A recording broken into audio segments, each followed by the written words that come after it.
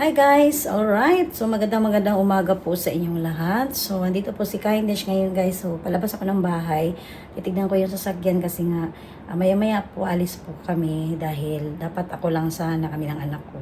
Kaya lang, ang sitwasyon kasi sa daan ngayon guys, delikado. Tsaka yung sasakyan ni Kindness, hindi po 4-wheel drive. Dahil po umuulan pa rin ng snow hanggang ngayon. So update ko po sa inyo guys, isang linggo po ngayon na umuulan ng snow sa lugar ni Kindness. And then, alam mo yung tulog namin guys, kasi dapat maaga yung alis mo, papunta ka sa work. Siguro mga dapat umalis talaga ako ng mga 6:50. Pero kapag may snow, umaalis na po ako ng 6:30, 6:20. Depende po ka sa kapal ng snow. Ayan. Dahil ang takbo po talaga natin, talagang ang bagal-bagal po talaga. So this time naman, so lucky ngayon si Kindness dahil nakaraos ako guys sa isang linggong snow na hindi ako na late sa work, and then safe ako na nakarating sa work din, and then pati sa uwian. So yun po guys, is feeling thankful talaga ako no dahil na nakasurvive ako kahit kulang kami sa mga tulog guys. Alam mo yung iba guys, kukwento ko lang po sa inyo saglit, yung iba mas maaga, alas 4, alas 3 ng madaling araw, gising na sila, umaalis na sila ng bahay alas 5. Yan, tapos doon na lang sila sa kusina ng company, nagkakape, ayan, para hindi lang malate, ayan. So, katulad po ni Kindness, bilang regular employees po, may mga goal po kasi kami. Kaya ganito ka halaga sa Japan guys ang oras.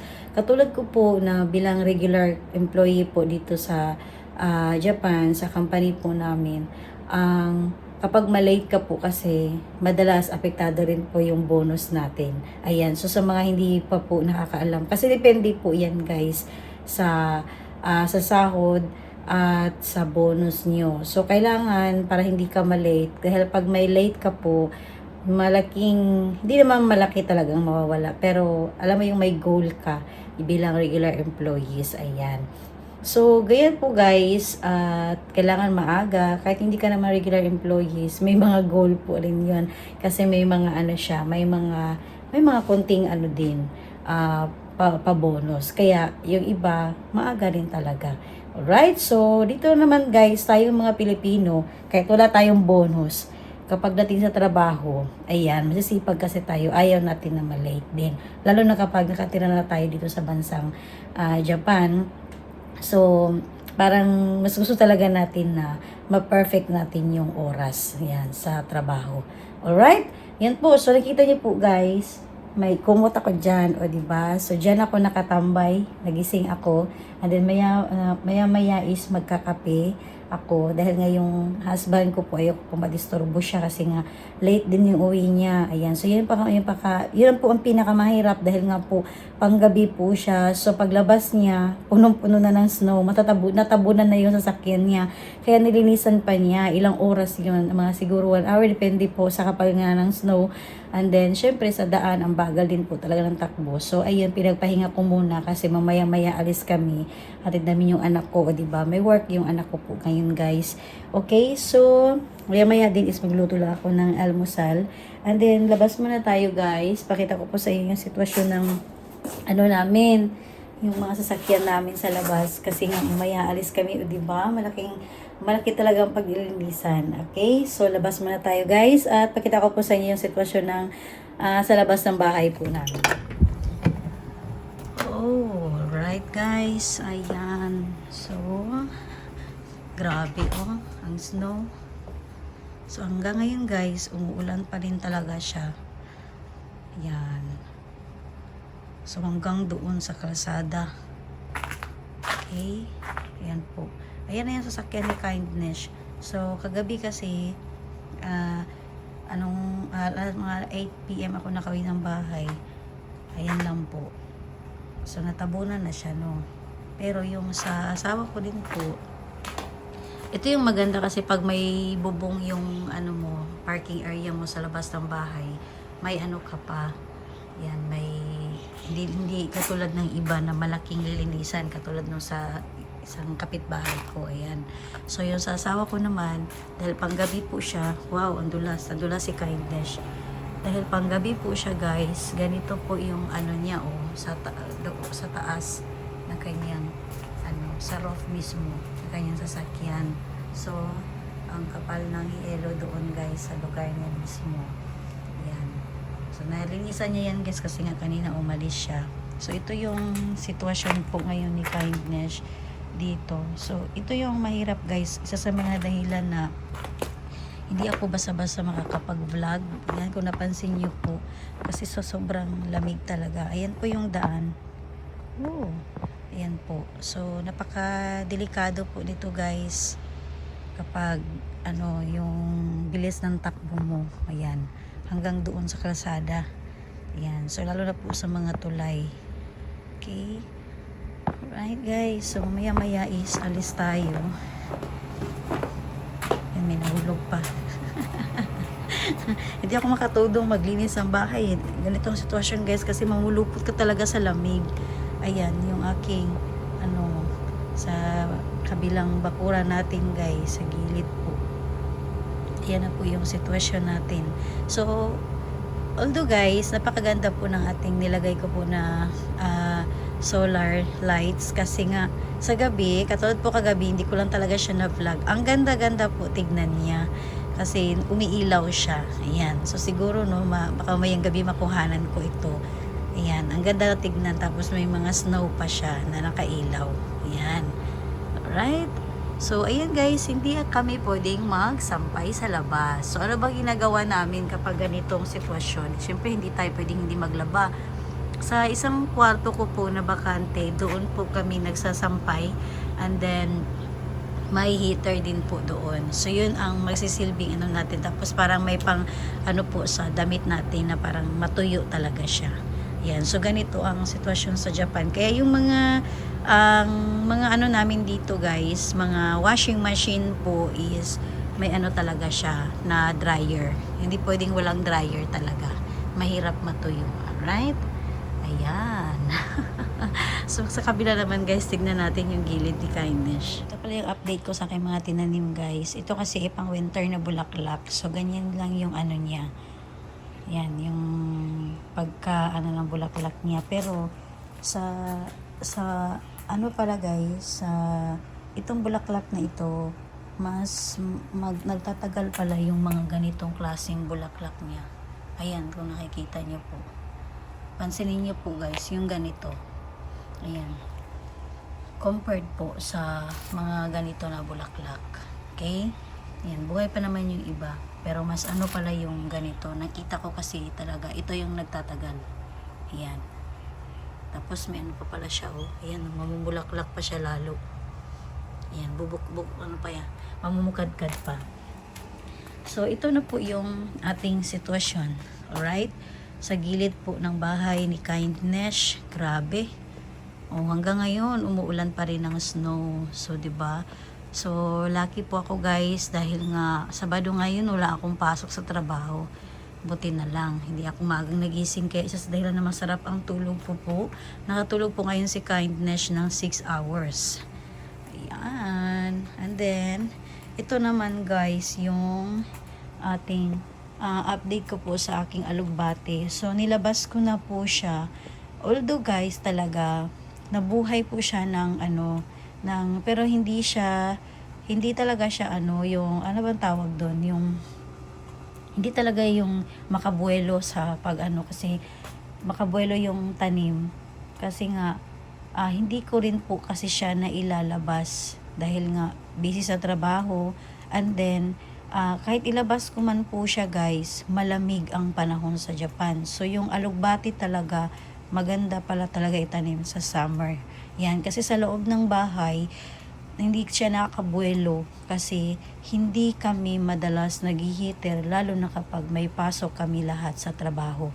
Ayan. So ang ginawa ni Kindness, nilabas ko na lang po at ayan, sinurrender ko na po siya. So at least tinry ko siya, nalaman ko na kailangan talaga palaging naka-heater ang loob ng bahay mo. Ayan. So, syempre guys, wala tayo palagi sa bahay, umaalis kami, lalo na po yung December. na isang linggong bakasyon.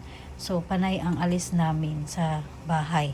Yon. So, although, hindi talaga siya totally na namatay, pero ganito lang po siya guys, so kaliit. Yan, hindi siya makabuelo. Ganyan lang po siya kaliit. So, nilabas ko na po siya. Ayan. Parang ako na lang din po yung nag-give up kasi nga siguro kung tinuloy-tuloy ko po yun baka maging okay. Ayan, kaya lang nakita ko kasi talaga hindi maganda yung kanyang yung kung kasakalang ituloy ko man, hindi maganda yung kanyang paglaki. Ayan, yung kasi parang hindi niya kakayanin yung lamig. Alright, so ayan po yung aking update rin sa aking alugbati. Okay, so this time is magpasok muna tayo sa bahay guys kasi sobrang lamig na talaga. Hanggang ngayon umuulan ng snow. Yan, muna tayo guys. Wow! Inom tayo ng kape. Yan, tsaka may puto ako eh. So, ayan po guys. O, diba hanggang ngayon, grabe ang ulan ng guys, snow sa Japan. So, ito yung mahirap kapag mababa po yung immune system natin na sobrang lamig, hindi muna makakayanan, 'di ba? So kailangan guys talaga mag-ingat po talaga tayo sa mga katawan natin, lalo na po sa bansang Hapon. Yung pagod ka na, lalo pag kulang ka sa tulog, tapos mga ganitong weather pa, napakalamig po talaga. Right, ayan po. So syempre lagyan natin to ng signature. Okay, maglalagay si Kindness ng signature. Nababasa ba? Yan. Parang hindi mabasa. Okay. Alright. Ayun po. So, naglaro lang si Kindness, guys. Ito yung inano ko guys kapag may snow eh. Naglalagay ako lang signature. Kindness. O, diba? Ayan. So, hanggang dito lang guys. Syempre guys, mag-i-enjoy ka rin naman po. Pero,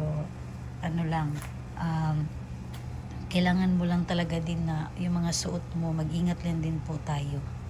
Alright?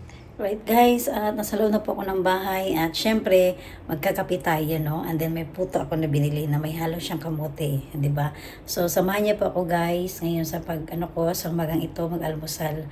So ito yung gusto, ang madalas kasi kay Kindness talaga pag umaga, nagkakape lang ako tapos tinapay or mga puto, mga ganun po.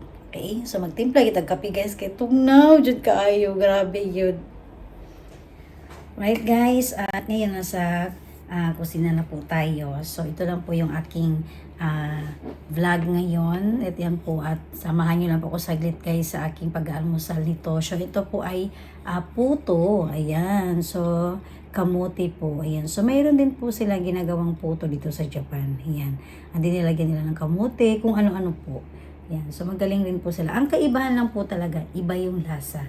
Hindi talaga siya yung medyo may pagkamataba. Hindi talaga sila masyado sa mga matatamis or more ingredients. Ayan, so hindi po talaga guys. Iba talaga yung nila, panlasa. Kahit yung cake nila, kahit hindi gaanong matamis, pero matamis na yun sa kanila. Yan. So, iba yung talaga nila. Right? And then, syempre, may kape tayo. O, diba? May pakapi-kapi si Kindness. Ganitong panahon guys, sa Japan na taglamig talaga. Yan, ito yung pinaka natin nung parang ayaw nating umalis ng bahay kasi nga ang lamig talaga sa labas. Isa ito sa mga dahilan na nag-iingat talaga si Kindness kapag ganitong weather. Kung napansin niyo po, hindi ako masyadong talagang nakapag-vlog ng todo, although may mga gusto kong plano sa labas ng bahay or gusto kong manumang gawin, pero hindi ko po siya ginawa kasi nga po katulad niyan, magbibili ako ng para sa pangtanim. Pero masasayang lang kasi alam ko ulan pa ng snow. Ayan. So, dito sa Japan, palagi kami naka-update sa weather. So, kung kailan mamasyal si Kindness na maganda yung weather, tinitingnan ko na po yun guys. Okay? So, yun yung pinaka, talaga, para hindi masayang yung pasyal natin sa lugar na yun, lalo na kapag malayo. Maganda kasi mamasyal guys na katulad nung mga nakarang upload ko. Ayan. So, thank you sa iyong pagsubaybay. yung ang kapal-kapal ng snow, pero wala siyang hangin. So, yun yung parang kampante akong namasyal. Maganda yung weather nun. Okay? Pero ngayon po, kung pagpupunta tayo dun ngayon, umuulan ng snow, and then may hangin, ang hirap nun. Ang hirap sa vlog pag ganun. Kasi nga, may iniiwasan ka. Yan po. Alright, so yan po guys, at mag-almusal si Kindness. So, bago ako magpaalam sa inyong lahat, i-share ko po rin po pala sa inyong lahat na yung nangyari po tungkol sa isang artista, ayan sa nakakipagkilala. Katulad po kay Kindness, nakakasubaybay kami yun guys, yung Meteor Garden, ayan, si Sunshine. So, nalungkot kami sa balita kasi alam mo yung ganun ang pangyayari. Yes po, totoo po yun dito sa Japan na delikado ang magkaroon po ng sakit na influenza. So, naranasan ko rin po yun guys, ang influenza noon, nung mga past years pa. Hindi pa ako nagkapag-vlog noon. 3 days talaga ako nagyasum. Iba talaga yung impact niya sa katawan. Alam mo yung buong kasukasuan mo, hindi mo siya maigalaw kasi ang sakit talaga. Tapos yung sakit ng ulo mo parang mabiyak. Yung dito iba yung talagang tama niya. Iba. So mahirap guys kapag mahina po yung immune system natin. Kaya yung iba nagkakakomplikado katulad po kay Sunshine dahil may medyo alam po natin na napabalita, di ba po, na may ano siya, ganyan, may mga sakit din siya na iba. Lalo kapag may sakit ka po na heart attack. Katulad din po yan sa ano yung pag may yung nagkaroon ng mga coronavirus noon, katulad lang din po yan guys kapag marami ka na pong sakit, yung mga nakaranasan ng mga heart attack noon, and then magkaroon ka rin po ng corona or influenza or ano pa mang mga sakit, so mas lalong magkakakomplikado po. Ayan, so kumbaga mahirapan mag-fight yung katawan natin. Ayan, so no, naranasan ni Kindness na magkaroon ng influenza pero thankful naman tayo dahil nga po wala tayong sakit noon na yung parang magkaroon tayo sakit sa puso or ano pa man. So lumalaban pa rin yung immune system natin. Ayan. So ito yung po yung i-share ni Kindness na dito sa bansang Japan or saan man lugar na may malamig talaga na weather, no? Ayan, so mag-ingat-ingat lang po tayo, and then kung pwede talaga may maintenance po tayo guys na mga iniinom. Ayan, katulad Kindness, barley lang po ako guys everyday para nga mahirap po talaga magkasakit lalo na sa trabaho, maapektuhan rin. Ayan, tapos yung syempre yung mga gawain mo sa bahay at sa pamilya mo baka mahawaan, mga ganun. So kung pwede may suporta din po tayo sa ating katawan kahit subsob tayo sa trabaho. Ayan. So, kailangan natin panatilihin talaga guys na maging healthy po tayo. At kung pwede lalo na sa mga pagkain. Ayan. So, kung marami ding tao, umiwas na lang din po tayo. And then, gumamit ng mask. Ayan. So, palagi kami sa company, palagi talaga kaming nakamask. Kasi di naman natin kasi alam na sinong may sakit sa atin. Baka kahit tayo, di natin alam kung dapuan tayo sa oras na yan. Yan po. So, mag-ingat na lang po. Okay, so yun po guys ang aking na-vlog po ngayon sa umagang ito. Ayan, thank you no sa pagsubaybay gid niyo permente sa akong mga vlog. Although hindi talaga ako gusto kong dumiretso, gusto kong mag-vlog talaga na may ma-share ako palagi sa inyo, pero yung oras ko lang po talaga hindi kakayanin. And then syempre yung past na vlog ko nga nagkaroon nga kami ng medyo konting mga worries po sa pamilya namin, yung aking father-in-law na nagkasakit po. Okay, so hanggang ngayon is nasa hospital pa rin yung aking father-in-law.